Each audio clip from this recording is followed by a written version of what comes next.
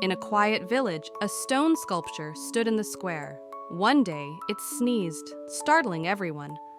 The villagers gathered, puzzled by the stone's sudden life. A wise old owl perched nearby explained, "The sculpture sneezes when it feels unappreciated." The villagers realized they had ignored its beauty for too long. They began to admire it daily, and the sneezing stopped. But one day, a child noticed the sculpture's eyes twinkling. "It's alive!" she exclaimed. The sculpture winked, revealing it had always been enchanted, teaching the village to cherish the beauty around them.